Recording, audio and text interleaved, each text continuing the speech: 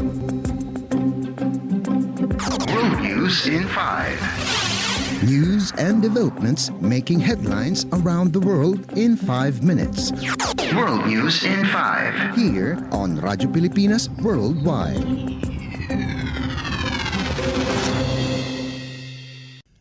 Good day. This is World News in 5 here on Radyo Pilipinas World Service. King Harald V of Norway has been discharged from a hospital in Malaysia following an invasive surgery. In a statement, the king will continue his recovery in a Norwegian hospital after being fitted with a pacemaker. The royal palace said that the crown prince will take over the king's constitutional duties while His Majesty is on a sick leave for 2 weeks.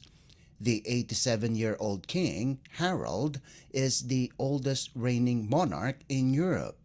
He became king on January 17, 1991. King Harald was taken to a hospital after contracting an infection while on a private trip to the resort island of Langkawi in Malaysia.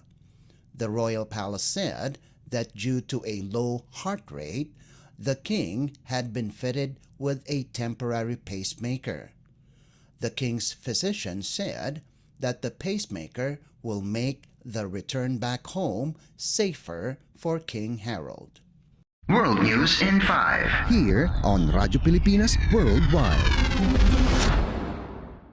Thousands of senior Korean doctors expressed their support to junior doctors as they joined them in a strike at the country's capital of Seoul. Medical interns and residents have walked out of their hospitals in protest of the government's plan to increase the number of medical school admissions.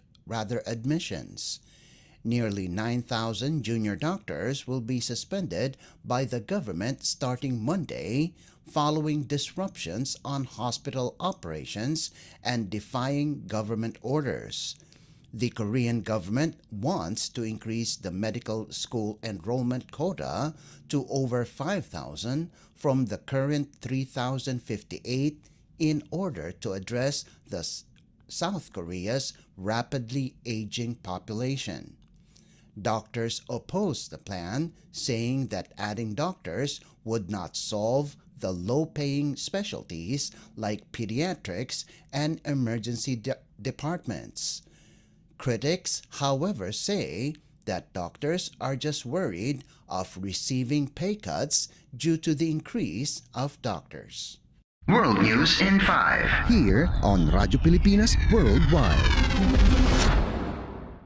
And news from the Philippines Department of Foreign Affairs.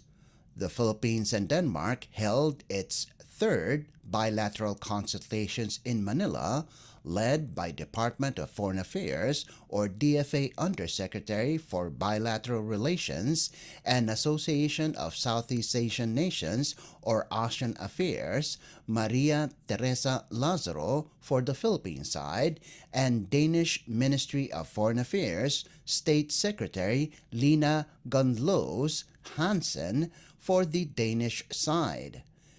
The two sides discussed key aspects of their countries' bilateral relations, including their existing cooperation in maritime, trade, agriculture, and the green energy transition, as well as possible collaboration in healthcare, science and technology, and consular affairs. Undersecretary Lazaro said the two countries' bilateral relations are anchored on a wide range of issues where the Philippines and Denmark find mutual benefit in cooperation. This is complemented by shared democratic values and a common desire to maintain the rules-based international order. During the consultations, both sides also exchanged views on the latest developments in the West Philippine Sea, Ukraine, and the Middle East, and reaffirmed their interest to further strengthen their cooperation with ASEAN and the European Union. The Philippines and Denmark will celebrate the 73rd anniversary of their bilateral relations this coming September. The last bilateral consultations were held virtually in 2021. World News in 5. Here on Radyo Pilipinas Worldwide. And that concludes this edition of World News in 5. For Radyo Pilipinas World Service, this is Leo Magpayo. Good day. World News in 5. News and developments making headlines around the world in 5 minutes. World News in 5. Here on Radyo Pilipinas Worldwide.